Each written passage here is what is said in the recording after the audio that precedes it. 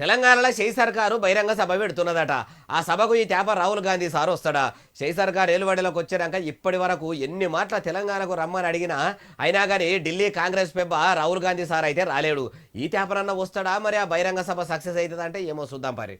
ముఖ్యమంత్రి యనమల రేవంతాల సారు ఏలుబడిలా తెలంగాణ రాష్ట్రం మొత్తం తెర్రు అవుతుంది. దినం 18 గంటలు కష్టపడుకుంటా కేవలం 6 గంటలే నిద్రపోతున్నా అని ప్రజాపాలన చేస్తున్నాము.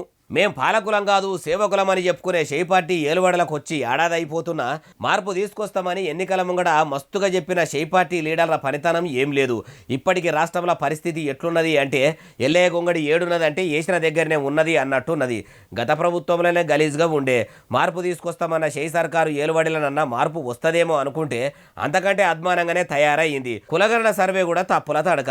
రిపోర్టులో రాసినవి అన్ని అబద్ధాలే, పెద్ద బోగస్ అని షై party MLC Teenmaar Mallanna sir అటు కారు పార్టీ లీడర్లు బీసీ సంఘాల నాయకులు కయ్యాలు చేస్తున్నారు. ఇప్పటికే కారు పార్టీ మాజీ మంత్రి కేటీఆర్ సార్ కూడా రాహుల్ గాంధీ సార్కు ఉత్తరం రాసి బీసీ బిడ్డలకు క్షమాపణ చెప్పాలని అన్నాడు. ఇదంతా ముచ్చట ఢిల్లీ కాంగ్రెస్ పెబ్బ రాహుల్ గాంధీ సార్కు ఎరకలేదా? ఎరకైనాక కూడా ఇప్పుడు బహిరంగ సభకు వచ్చి ఏం ముఖం పెట్టుకొని మాట్లాడతాడు? అప్పట్లో సచివాలయం కాడ పెట్టిన తెలంగాణ తల్లి విగ్రహం కొలాయించేందుకు రాహుల్ గాంధీ సారు సోనియా గాంధీ మేడం వస్తున్నారని అంటే యాళ్లకు ఎవ్వరు రాకపాయ. ఇప్పుడు వస్తారేమో అనుకుంటే ఢిల్లీ ఎన్నికల్లో ఒక్క సీటు కూడా రాకుండా ఉత్తకథనే అయిపోయాయి. దేశ రాజధానిలనే ఇందిరమ్మ పార్టీ అని చెప్పుకునే ఆ పార్టీ ఇజ్జత్ మొత్తం బాయే అంటుర్రు ఈ ముచ్చటిన్నోళ్ళు.